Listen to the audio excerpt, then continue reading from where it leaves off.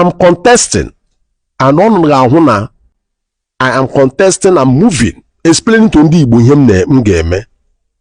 But they are plotting that one man that they must stop from not running. Oh, Uche Okwukwu. What they want to achieve from that, I don't know. Agala mi Igbo oji. And I've repeated this severally. Agala mi Igbo oji. If there's anybody who had consistently stood his grounds and said that na ikwere na-eche na ndị ọzọ ndị Igbo, and at least I'm one of them.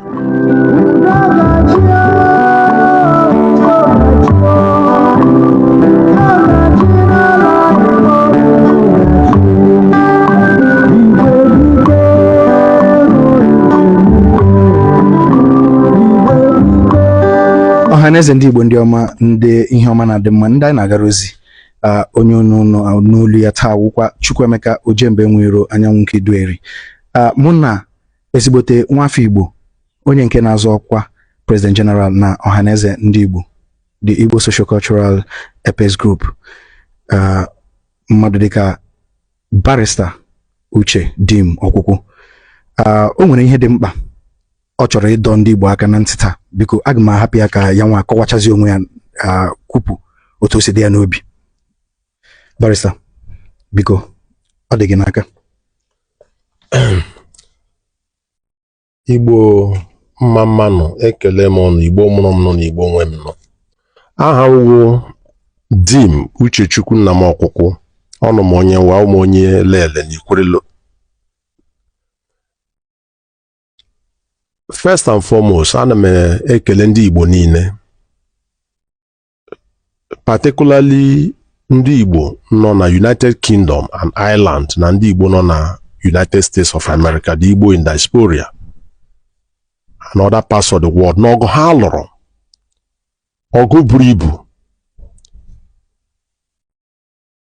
which accumulated to all parties agreeing that na ọ ga-awụ ndị na-asụ Igbo na Rivers State pursuant to Article 11 of the Ohaneze Constitution ga-produce President General on January 10, 2025.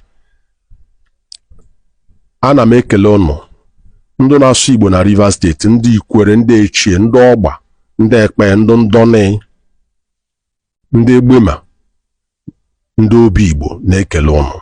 Ọ na-emene ọgụ nọkwa n'ihu, ke nọ n'ihu karịa akarị ka anyị lụrụ ugbu a.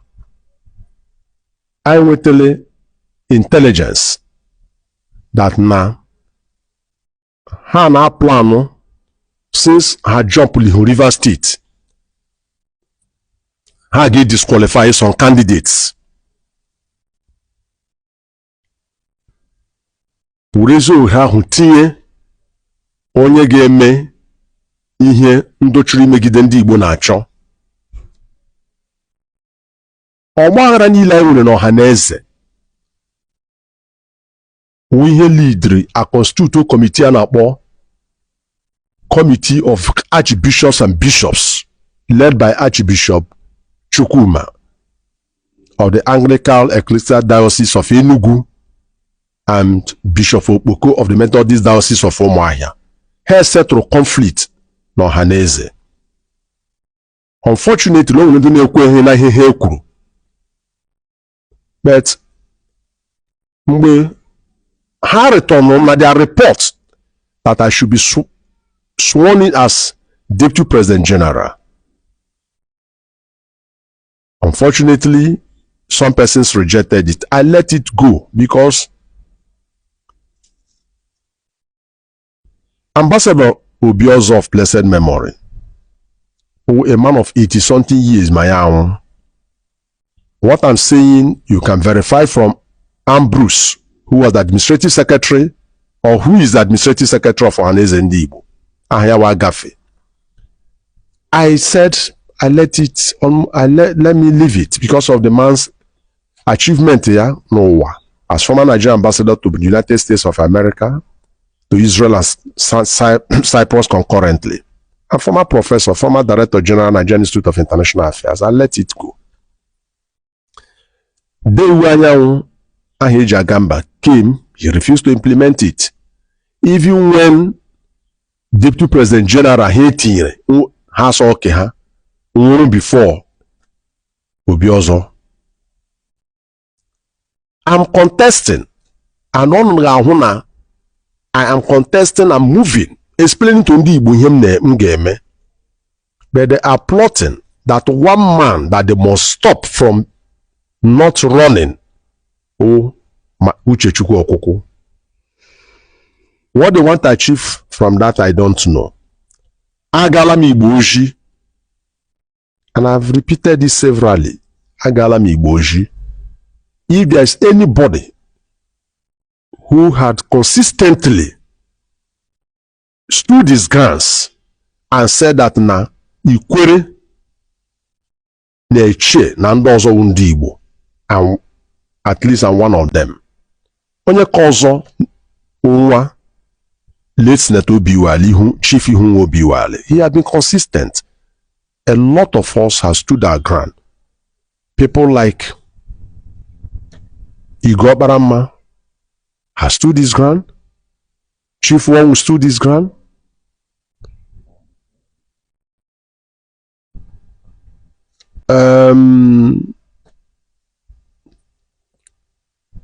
Pamela stood her ground. Many said, we are Igbos. We have been persecuted. We've been victimized. We've been traumatized. We've been marginalized, to some extent excluded. But we insisted, and we still insist, that we're Igbos. Agalam di Igboji. In 1995, I was the legal advisor as a very, very young lawyer of the Eastern Nigerian Student Association, which was established by Eze, then a student, a medical student at the Obafemi Awolowo University, Ile-Ife. In the year 2000, I was the first director of legal services, Movement for the Actualization of the Sovereign State of Biafra. In 2001, Chief Rafu Wazirike, my humble self, the late Prince Ojiako, we went in company of our late hero and leader, Dim Chukwuemeka Odumegwu Ojukwu, to Washington, D.C. to open the first Biafran House and the Voice of Biafra International, VOPI.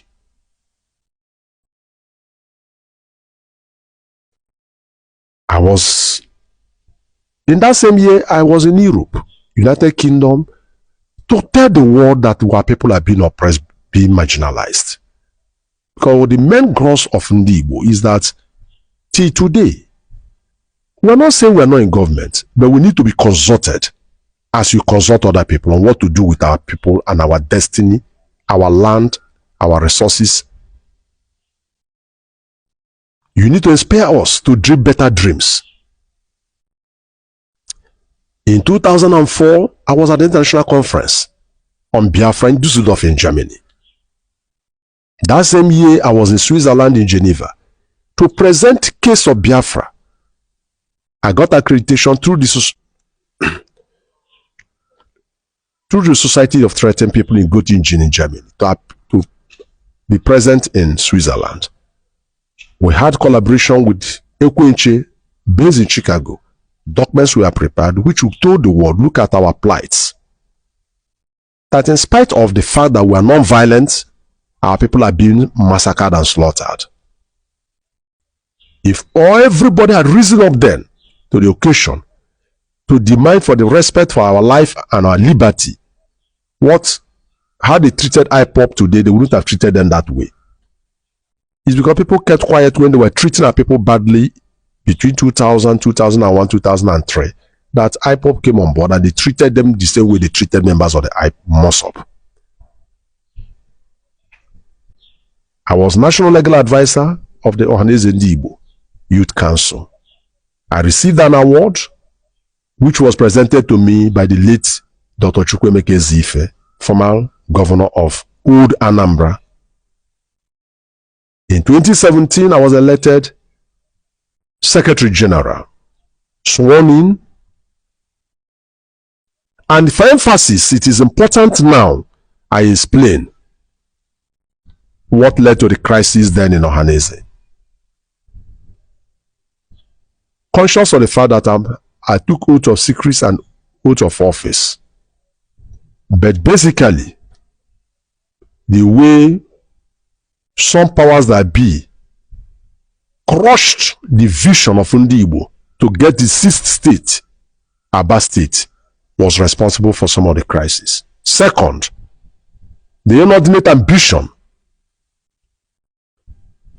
without considering the interests of Ndigbo on the short run, on the long run, and on the very long run, when they decided to adopt Atiku Abubakar, when they knew that it was going to be detrimental to the interests of our people, particularly in 2019, Atiku was going to run election against an incumbent president with a military background. Atiku is a Northerner, Atiku is a Muslim, Atiku is a Fulani, Buhari is a Northerner, Buhari is a Muslim, Buhari is a Fulani. It was logical and objective for Ndigbo to support, if we must support any of the candidates, to support the candidate whose tenure will end in 2023, than to bring in another Northerner, another Fulani, another Muslim to continue, and the tenure will be extended. Because power wouldn't have come back to the south in 2023, even though it didn't come to the south, to the east. But Atiku could have remained in power from 2019 to 2031 or thereabout, 2027. My principled position, and I still affirm today, that if that situation arises, I will still do what is going to be in the interest of Ndigbo. A considered interest, born out of patriotism, born out of nationalism, born out of commitment, born out of a strive, the desire to liberate a people in bondage.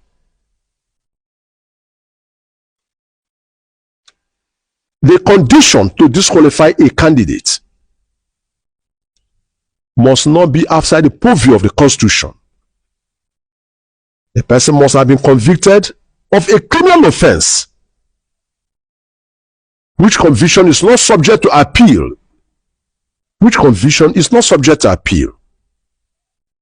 Indictment is not enough.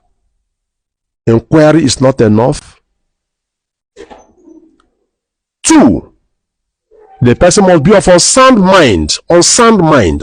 mind, certified by a qualified person in authority that the person is of unsound mind. The person must be declared bankrupt. It is important that we watch out. The plans to impose a puppet leader, to get a puppet leader from Rivers State and impose him, must be rejected, must be resisted. For students of history,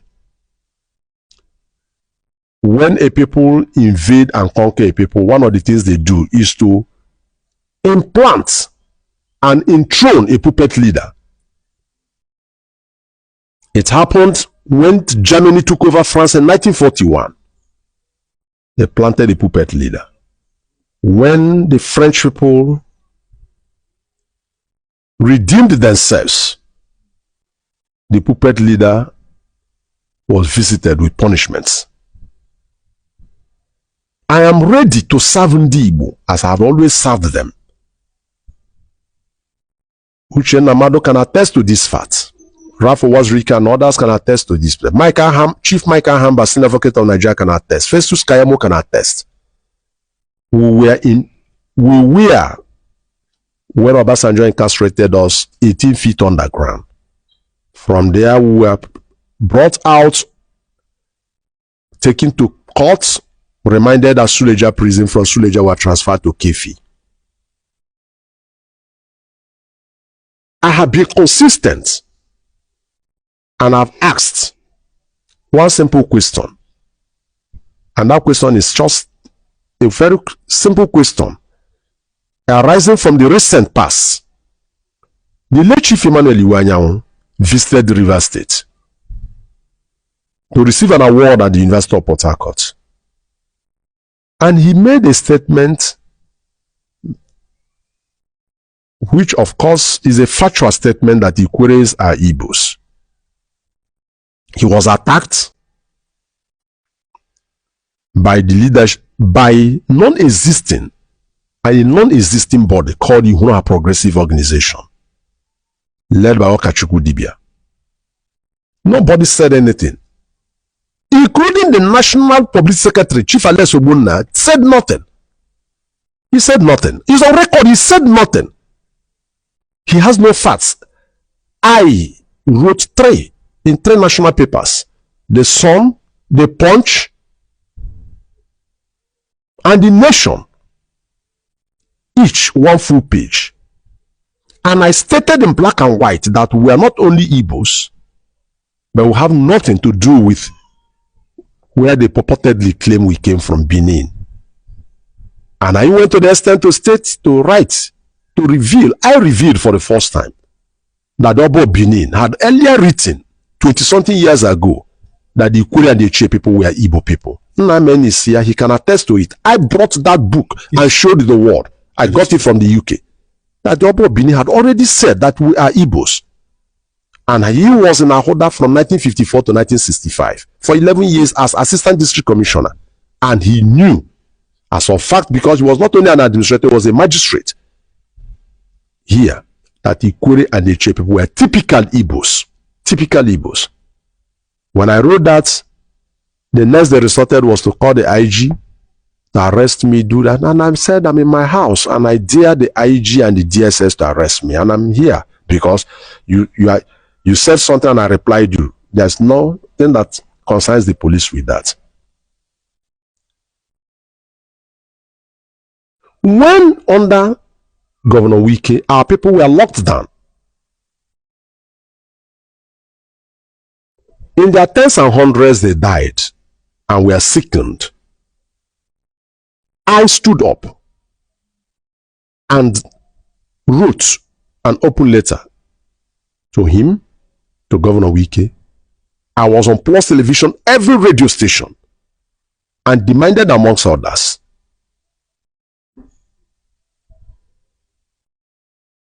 a revocation of that imposition of coffee. But my argument was simple, assuming without conceding that those who have committed crimes were members of IPOP. I asked the question, are pregnant women, children, the aged, the blind, the crippled, members of IPOP, that you lock down a whole local government area and allow them to perish? That's the question I asked. It was given strong publicity. And of course, he went at the heat of at the heat of the federal government clamping down on IPOP and IPOP as an institution and its leadership. He said the Ikwere people were not from Benin, were from Benin. They are now Igbos, and they had nothing to do with Igbos. I took it upon myself. That's 4 years ago. December 5th. Yesterday made it exactly 4 years. I wrote 5 pages in the Vanguard. Pages 1, 9, 10, 11, and 12. December 5th, 2020. With Wike, why deny your Igbo root? I chronicled what transpired in the past that were Igbos. Some persons have said, who don't know me very well, that, oh, I said, I'm saying this because I want to be President General.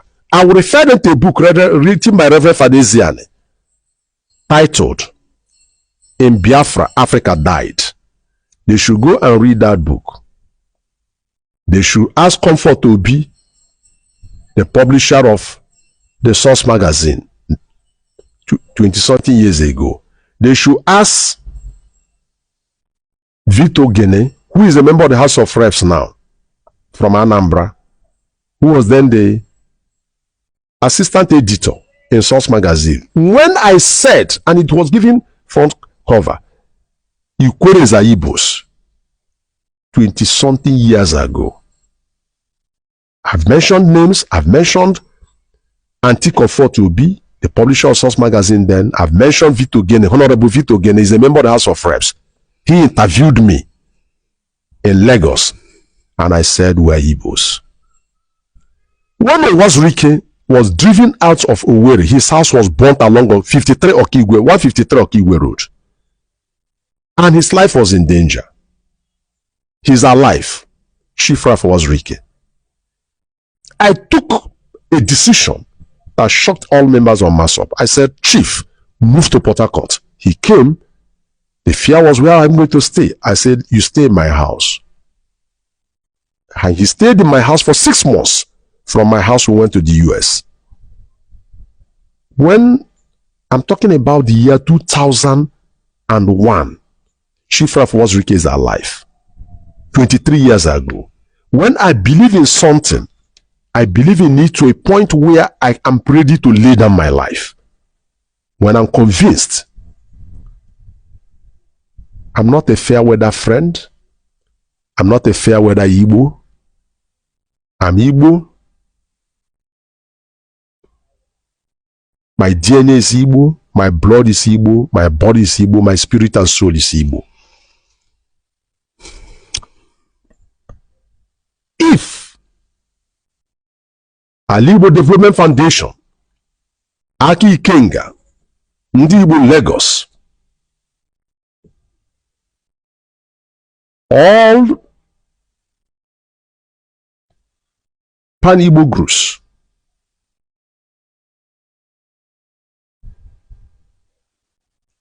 the Ikwere people who in their majority believe they're Igbos, but are afraid of the few.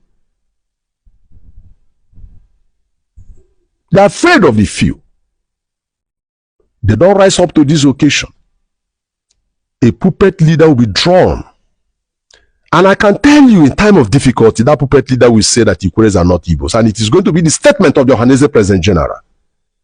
The Ohanese President General will say, I found out from every record and fact available that we are not Igbos. And that will seal the argument that Ikweres are Igbo forever and ever. To seal it. Igbos are facing existential threat. They are facing existential threat. And I've said it time without numbers. Their threat is the threat of compelling them to deny their very identity. It had happened in history.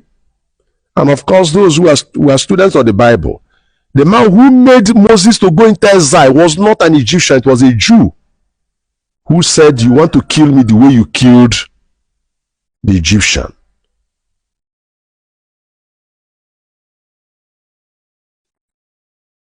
Those who don't know where we are coming from may not know where we are going to.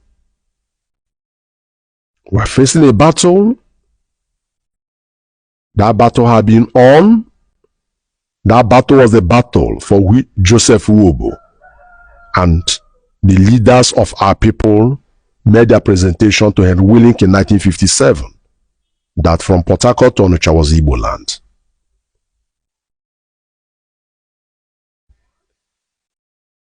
We're still facing battles and upon battles upon battles.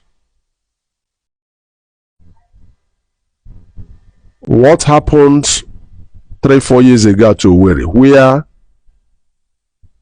the son of Obiwale bought form to run for Deputy President General, and some nocturnal interest group in Ohanese said there was not going to be any election, that he should not run, was regrettable. Is still something that everybody who hears it regrets. I'm ready for the contest, but I'm ready for the contest on the ground and conditions that